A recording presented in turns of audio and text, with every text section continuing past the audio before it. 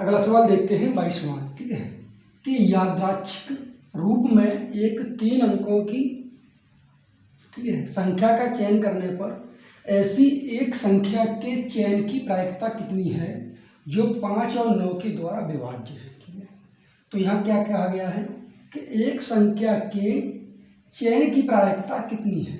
ठीक है, तो 3 अंकों की संख्या है वो 1 है। ठीक है, तो 100 से लेकर कहाँ तक 999 तक। ठीक है, अब इनमें से एक संख्या का बात की गई है। ठीक है, कि एक संख्या के चयन की प्रायिकता।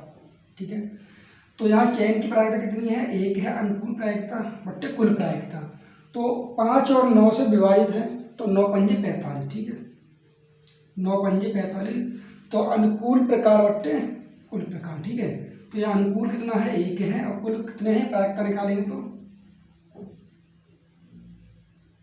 अनुकूल प्रायिकता 1 बट्टे कुल प्रायिकता कितनी है, 9 पंजे 45।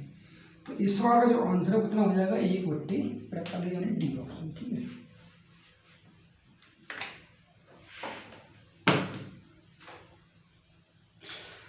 अगला सवाल दिया है कि एक नाव की प्रवाह की ओर रफ्तार क्या होगी। एक जो नाव है वो प्रवाह की ओर रफ्तार क्या होगी जब नाव की रफ्तार स्थिर पानी में 10 मीटर प्रति सेकंड है और नदी की रफ्तार नाव की रफ्तार का 20% है।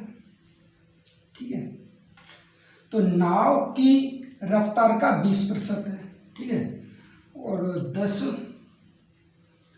नाव की रफ्तार स्थिर पानी कितनी है, 10। ठीक है, तो 10 गुणा 20/100 कितना है, ठीक है, 2। ठीक, और यहां कहा गया है कि 20% है, एक नाव की प्रवाह की ओर रफ्तार क्या होगी। ठीक है, जब नाव की रफ्तार स्थिर पानी में 10 मीटर प्रति सेकंड है तो नदी की रफ्तार नाव की रफ्तार का 20% है। तो यहाँ कितनी रफ्तार हो जाएगी, 10 + 2। ठीक है, तो कितना होगा, 12 मीटर प्रति सेकंड। ठीक है, तो इस सवाल का जो आंसर है कितना हो जाएगा, डी ऑप्शन।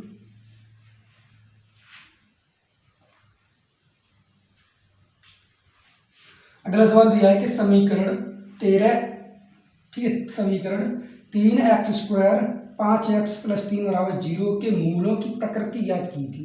ठीक है, तो इस सवाल में क्या करेंगे, विभक्तिकर का फॉर्मूला लगाएंगे। क्या होता है कि d = b² - 4ac। ठीक है, तो यहाँ v की वैल्यू कितनी है, 5 है, 5 का वर्ग करेंगे कितना हो जाएगा, 25 - 4। a की वैल्यू यहाँ पर 3 है, × 3। ठीक है, c की जो वैल्यू कितनी है, +3 है। ठीक है, × 3, तो 25, ठीक, 25 और 4 × 12, 12 किया, 3 तक आना 36, और 36 में घटाएंगे कितना, कितना बचेगा, ये -11। अब d की वैल्यू जो कितनी कैसी है, 0 से कम है। जब d की वैल्यू 0 से कम होती है तो मूल कैसे होते हैं, काल्पनिक होते हैं। ठीक है, तो इस सवाल का जो आंसर कितना हो जाएगा, काल्पनिक, यानी कि ए ऑप्शन। ठीक है,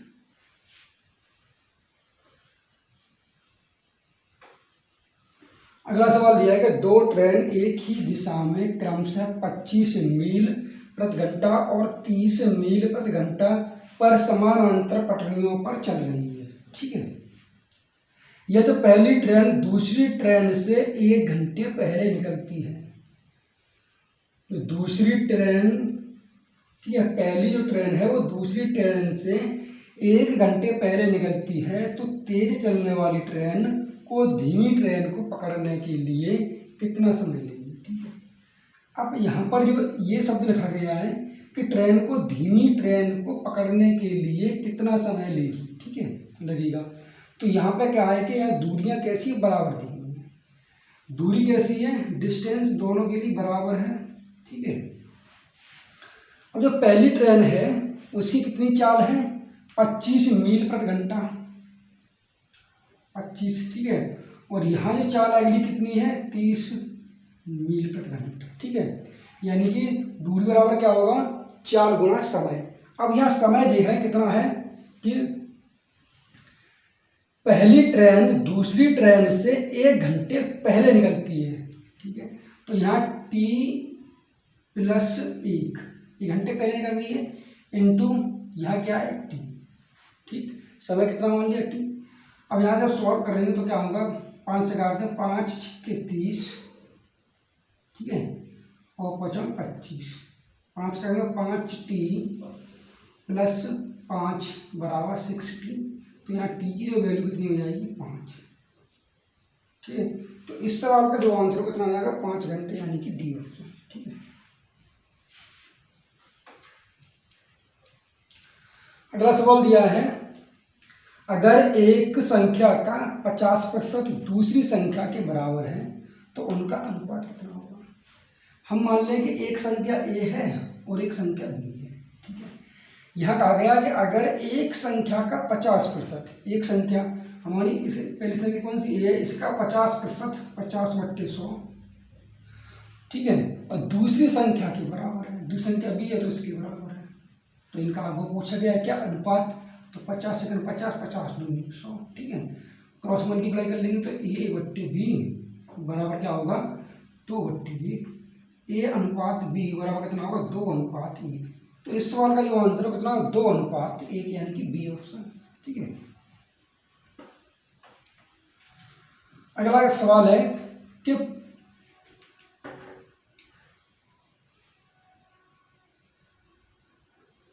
इस सवाल में एक 0 और है, ठीक है। तो 2,50,000 रुपए की राशि को क्रमशः 4%, 5% और 6% पर पहले, दूसरे और तीसरे वर्ष के लिए सालाना संयोजित करते हुए 3 साल के लिए जमा किया गया। 3 वर्षों के अंत में राशि कितनी हो जाएगी, ठीक है। तो 4% और 5% और 6%, इनकी फ्रैक्शन वैल्यू कितनी बनेगी, 1/25, इसकी 1/20 और इसकी कितनी 3/6/100 होगा, ठीक है। और ये काट देंगे तो 3/50, ठीक है। अब पहले साल की बात की गई है तो 25 से कितना हुआ, 1 हुआ, पहले 25 था, अब कितना हो गया 26, ठीक है। फिर 20 से 1 हुआ, कितना हुआ, पहले 20 था, अब कितना हो गया 21, पहले 50 था, अब कितना हो गया 53, ठीक है। इनका जब मल्टीप्लाई करेंगे तो कितना होगा, 5 दूनी 10 और 25 दूनी, ठीक है, 5 दूनी 10 और 10 गुणा कितना 25, तो 25 हुआ, और कितने जीरो आ जाएंगे, 3 जीरो, ठीक है। इनका जब मल्टीप्लाई करेंगे यहाँ, तो यहाँ करेंगे 26 × 78 के 8, हासिल कितने हुए 7, और 26 × 5 = 130, 133, ठीक है। गुणा करेंगे 21 का, तो 21 8 कितने होंगे, 168 के 8, हासिल कितने हुए 16, और 21 7 147, ठीक है, 147, 7 दूनी 14, 4 हासिल 1, और 7 एकम 7, ठीक है, यानी 147 हुआ।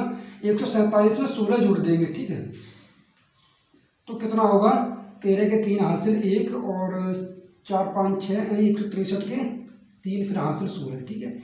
21 × 63, 9 और 779, 9 हासिल कितने हो जाएंगे 7, 21 से 21 और 7 कितने हुए 28, ठीक है, 28 9 38। अब इसकी जो वैल्यू है वो कितनी है, 2,50,000, ठीक है, 2,50,000 है, तो इसकी वैल्यू कितना बना हमारे 10 गुना, तो इसका 10 गुना का करेंगे कितना हो जाएगा, ठीक है। इसका जब 10 गुना करेंगे तो कितना होगा, सॉरी यहाँ पे 8 है, इसका 10 गुना करेंगे 28 900 9 3 8 0। तो इस सवाल का जो आंसर है 2 8 9 3 8 0, ठीक है, 28 93 80, ये सवाल है, ठीक है। या तो आप इस तरीके से सवाल कर सकते हैं, इसी सवाल को हम इस तरीके से सवाल कर सकते हैं डायरेक्ट,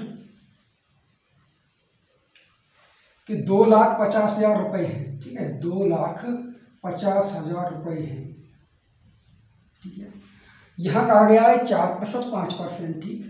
तो 104/100 गुणा 105/100 और गुणा 106/100। 2 जीरो से ये 2 जीरो कट जाएंगे, ये 2 जीरो से ये 2 जीरो कटेंगे, ठीक है। यहाँ काटेंगे 25 से 25 और 25 चक 100, ठीक है। यहाँ काट देंगे हम 2 से 2 एकम 2, 2 दूनी 4, ठीक है। यहाँ काटेंगे 2 से 2 पंजे 10 और 2 तिया 6। यहाँ काटेंगे 2 एकम 2 पंजे 10 और 2 दूनी 4, ठीक है। अब जब इनका सभी का मल्टीप्लाई किया जाएगा तो आंसर कितना आ जाएगा, वही आंसर आ जाएगा, ठीक है।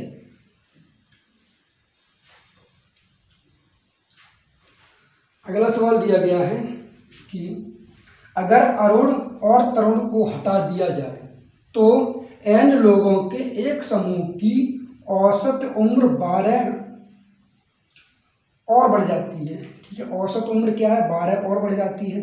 2 नए लोगों रोहित और मोहित की कुल आयु तरुण और अरुण के बराबर है, ठीक है। तो यहाँ दिया गया है कि रोहित और मोहित की जो कुल आयु है वो तरुण और अरुण के बराबर ही है। अगर रोहित और मोहित को n लोगों के समूह में शामिल कर लिया जाता है, ठीक है, जब शामिल कर लिया जाता है तो औसत उम्र 4 कम हो जाती है, ठीक है। तो हम मान ले रहे हैं कि यहाँ क्या है, n लोगों के एक समूह की औसत उम्र 12 बढ़ जाती है। अरुण और तरुण को हटा दिया जाए तो, ठीक है। तो n ज्ञात करें, ठीक है। n की वैल्यू ज्ञात करनी है। हमने मान लिया कि x औसत कितना x है, ठीक है। n लोग हैं, n लोगों का औसत कितना हुआ, x हुआ। तो nx, ठीक है। इसमें क्या है, 2 लोगों को हटा गया है, अरुण को और तरुण को। अरुण और प्लस तरुण, ठीक है। जब 2 लोगों को हटाया गया, कुल संख्या कितनी है, समूह में लोगों की संख्या मतलब कितनी, n है। हटा दिया जाए तो n लोगों के एक समूह की औसत उम्र 12 बढ़ जाती है, ठीक है। n - 2 बराबर कितना हुआ, x + 12, ठीक है। जब 2 लोगों को शामिल किया जाता है, nx प्लस किसको, मोहित और रोहित को, m+r अपॉन n+2 बराबर क्या हो रहा है, अब औसत में से, ठीक है, 4 कम हो जाती है।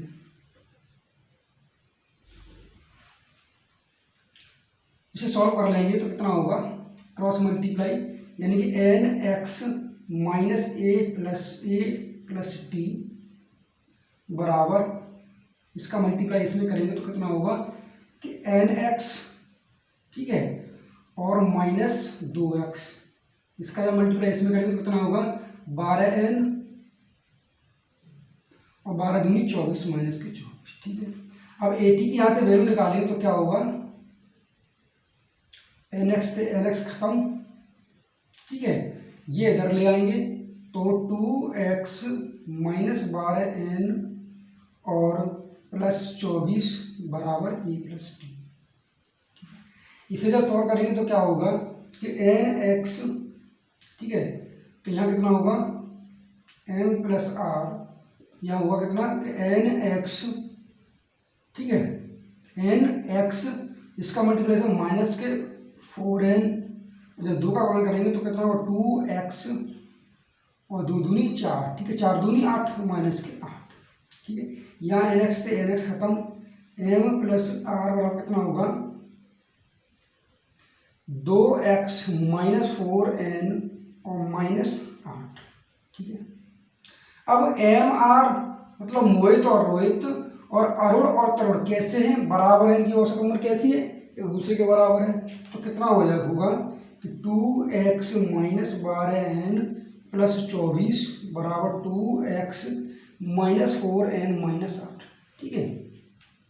2x से 2x खत्म, ठीक है, 12n इधर ले जाएंगे और 8 इधर ले जाएंगे, कितना होगा 24 और 8 कितने हुए 32, ये रहा 4n, ठीक है। इधर जब ले जाएंगे इनको तो 12n में से 4n घट जाएंगे, ये प्लस का, तो कितना बचेगा 8n, ठीक है। 8 चक 32, n की वैल्यू कितनी हो जाएगी 4, ठीक है। तो यहाँ जो सवाल है वो कितना हो जाएगा, इस सवाल का आंसर डी ऑप्शन हो जाएगा, ठीक है।